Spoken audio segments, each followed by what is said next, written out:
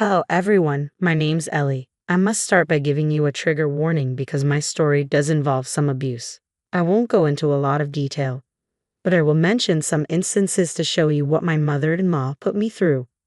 I still regret the day I married Jake, my now ex-husband. Initially, I thought Jake was a good man from a respected family.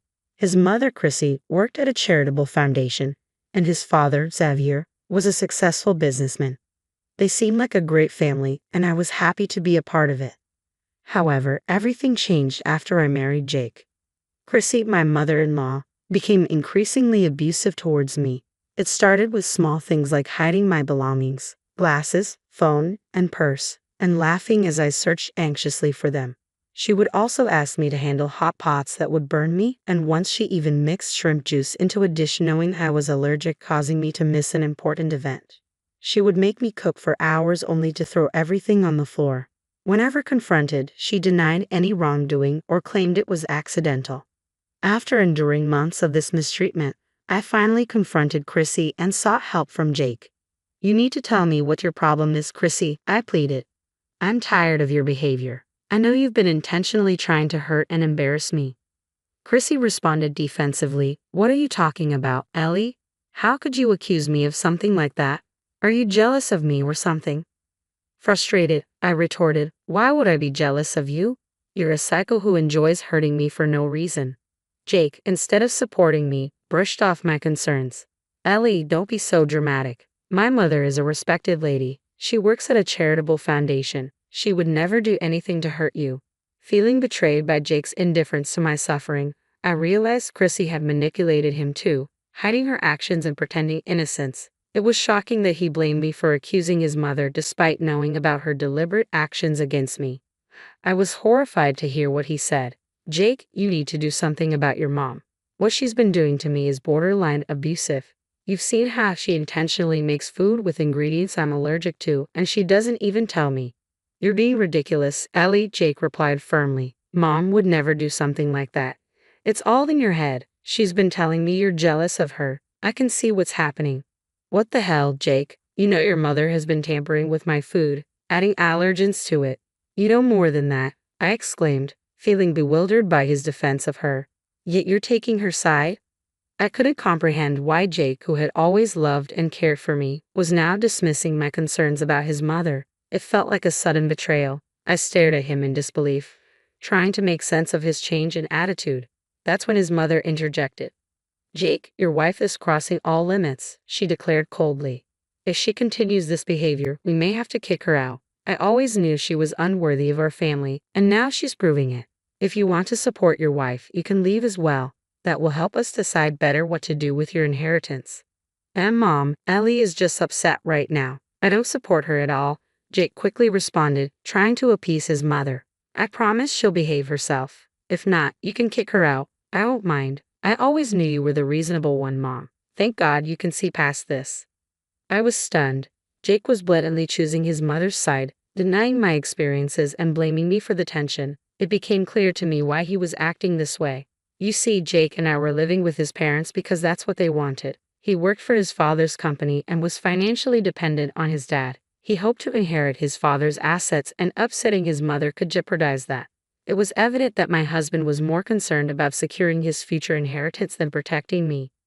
"What the hell is wrong with you, Ellie? Are you trying to get us kicked out or something?" Jake snapped at me later when we were alone. "Seriously, Jake, that's all you have to say after I told you about your mom's abuse? What kind of husband are you?" I cried out in frustration. "The kind that knows how to secure his future," Jake replied coldly.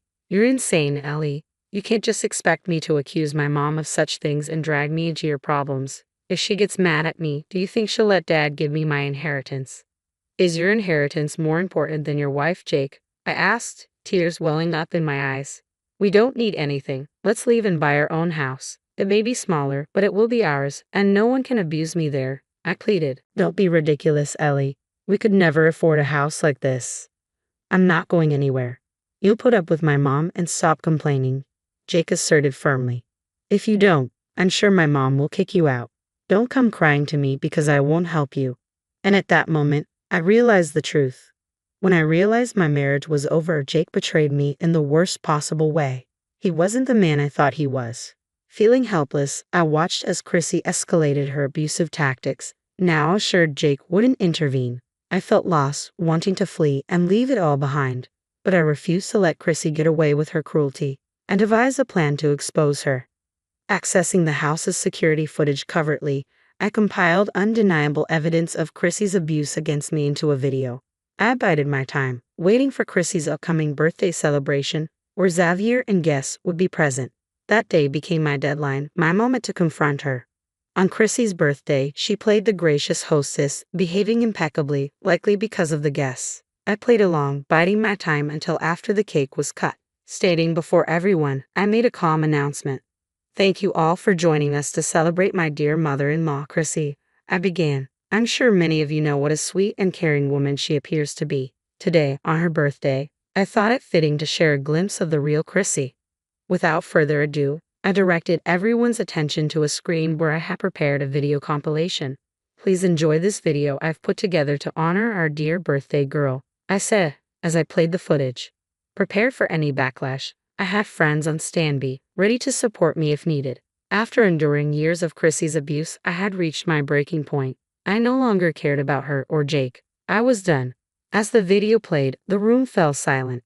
Guests watched in horror and disbelief as the truth about Chrissy unfolded before their eyes. Chrissy and Jake stood in stunned silence, while Xavier's expression betrayed deep reflection. In that moment, I knew I had taken a stand against my monstrous mother-in-law, exposing her deceit to everyone present. I didn't blame Jake, he had been away for days and unaware of what had been happening. When the video ended, it was my father-in-law, Xavier, who broke the silence. "What the hell did I just watch, Chrissy?" he demanded. "It's not what it looks like, Xavier. These videos are fabricated, taken out of context," Chrissy hurriedly replied. Xavier's voice remained firm. "Oh really, Chrissy? They don't look fabricated to me. Are you suggesting my daughter-in-law went to the lengths of doctoring videos just to humiliate you?" "Yes, that's exactly what I'm saying, Xavier," Chrissy insisted. "Ellie is doing this out of malice. I don't know how she managed to manipulate those videos. I would never do something like this." Chrissy's casual lies infuriated me. She was attempting to convince everyone that a year of abuse documented in my video was entirely fabricated. I couldn't believe she might still deceive people after exposing her antics. I calmly responded, "So now you want to blame me for tarnishing your image, Chrissy? Let's settle this then. Let's call the police and let them decide if these videos are fabricated." "Nonsense, Ellie. The police won't entertain baseless accusations from a liar like you," Chrissy retorted confidently. "Are you sure about that, Chrissy?" I challenged. "You were just claiming ignorance of your illegal actions. Let's call the cops and find out." Chrissy looked panicked at the prospect. She hadn't anticipated being confronted like this. Meanwhile, I noticed some of Chrissy's friends, colleagues from the charitable foundation where she worked, giving her disapproving looks while typing on their phones. They seemed to be reporting what they witnessed at the party. Chrissy continued to plead her innocence to Xavier. "Xavier, do you hear her? She's threatening to involve the police. Ellie is trying to get me into trouble. She's delusional." Xavier's expression hardened. "Jake, care to explain what you were doing while your wife was being abused under my roof?" "Dad, it's not as bad as it looks," Jake interjected nervously. "Mom is a caring mother-in-law." "Seriously, Jake? Is this how a caring mother-in-law behaves?" Xavier challenged. "Are you out of your mind? Ellie showed you proof, and you still defend your mother." Realizing the gravity of the situation, Xavier addressed everyone present. "Wait a minute. Ellie told Jake about the abuse, and he did nothing."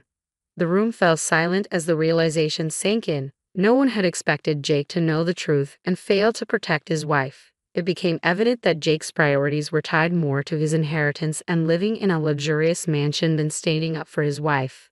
Zaire, a man of morals and ethics, was visibly furious at his son's betrayal. "I didn't marry Jake for his father's fortune or to live in a grand mansion. I married him out of love," I declared, my voice steady with resolve.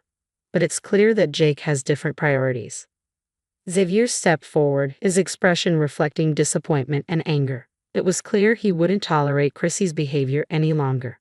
When I told Xavier that I had informed Jake about the abuse, he refused to believe me. Jake had always dismissed my concerns, accusing me of overreacting and defending Chrissy. He insisted he couldn't risk upsetting her because it might jeopardize our stay in the house. Why didn't you come to me sooner, Ellie? Xavier asked, his voice heavy with regret. I needed to gather proof, I explained. I knew no one would believe me without it. We all believe you, Ellie. I'm so sorry this happened to you, Xavier sighed. I'm sorry I failed to raise my son right. As for Chrissy, you can call the cops on her. I won't interfere. How could you say that, Xavier? You would let her call the cops on her own wife. Chrissy protested. My life will be ruined? Xavier, our reputation will be ruined, Jake added urgently. You can't support this. Shut your mouths. Xavier's voice thundered. After what you've done, you have no right to tell me how to act. And don't call me family. Abusers and enablers can never be my family. As for my reputation, it will remain intact. I will divorce Chrissy and disinherit Jake as soon as possible. I want no ties with monsters like you two. Chrissy and Jake were stunned by Xavier's decisive words. They had assumed they could spin the situation to make me look like the villain, but the crowd's cheers made it clear that no one believed them. Chrissy's friends had already left, pledging their support to me and promising to hold Chrissy accountable in their own way. As Chrissy and Jake pleaded with Xavier, insisting he reconsider, he remained resolute. Ellie's words are backed by proof. She didn't just tell me the truth, she showed it to me. Unlike my spineless son here, I intend to do what's right by Ellie. Dad, I'm sorry, Jake finally admitted. I should have listened to Ellie. Believe me, Dad, I had no idea Mom was capable of. I showed you proof once, Jake, I interrupted, my voice steady with resolve. But you chose to do nothing. You didn't want to risk your inheritance. Xavier's decision was final, and Chrissy and Jake realized they couldn't change his mind. Their attempts to manipulate the situation have failed, and now they face the consequences of their actions. I don't even know what I ever saw in you. It's ironic that your father cares more about me than you, I remarked bitterly. If you hadn't supported me today, Xavier, I don't know what I would have done, I continued, feeling grateful for Xavier's backing. I support you wholeheartedly, Ellie. My foolish son doesn't deserve you, and he certainly doesn't deserve the inheritance he covets so badly, Xavier asserted firmly. It's only right that I disinherit him. Dad, no, you can't do this to me, Jake pleaded desperately. I'm your son. Don't call me Dad, Jake. I'm done being an ATM to two useless people who contribute nothing but misery to this world, Xavier retorted. Since you've become as greedy and deceitful as your mother, you can leave with her after our divorce. There will be no home for you here anymore. You're not serious about this, Xavier, Chrissy interjected, her voice trembling. You're just saying this to hurt me. We've been together for almost 3 decades.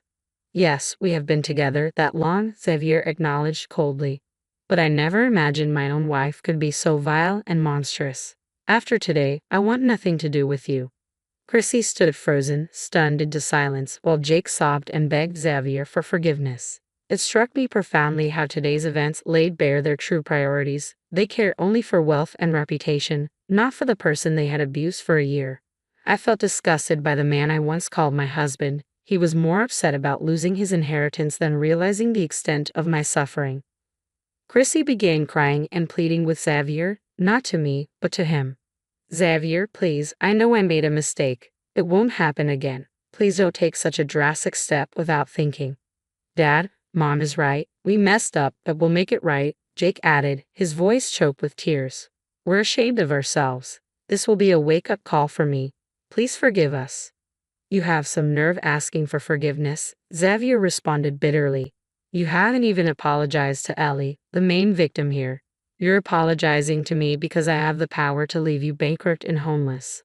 Not once have you shown remorse or apologized to her for your despicable actions. Xavier's words echoed my own feelings of betrayal and neglect. He saw through their insincerity, recognizing their desperation to avoid losing everything they had. As soon as Xavier pointed out their hypocrisy, Chrissy and Jake began bombarding me with apologies. Their gestures felt so fake and desperate that I recoiled, feeling as though their mere touch would pollute me further. I wanted those monsters nowhere near me anymore. Don't bother with your fake apologies anymore. I know you're only sorry because you got caught and are facing consequences, I stated firmly. I'm not the doormat who entered this family a year ago. I see through your facades. Ellie, please, Chrissy pleaded, her voice quivering. I should have protected you. I'm so sorry I didn't. We love each other. We can move past this. We're family. Yes, we're family. I responded with bitter irony. I'm sorry, Chrissy, but I can't accept your apology. Your idea of a perfect family involves abusing your daughter-in-law. That's not something I'm willing to overlook.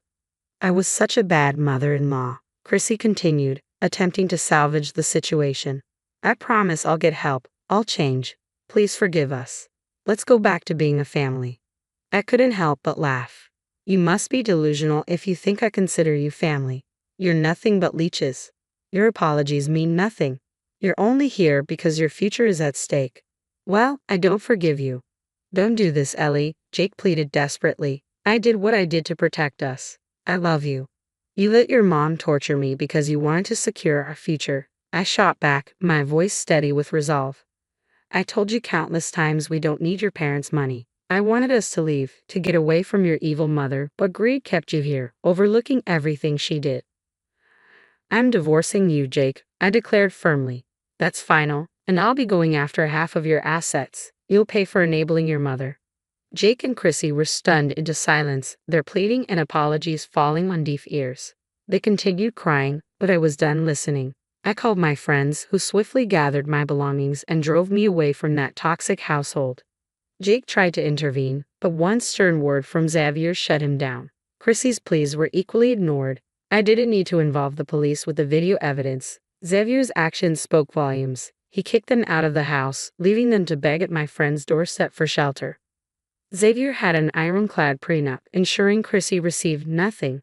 Her friends at the charitable foundation exposed her actions, resulting in her dismissal.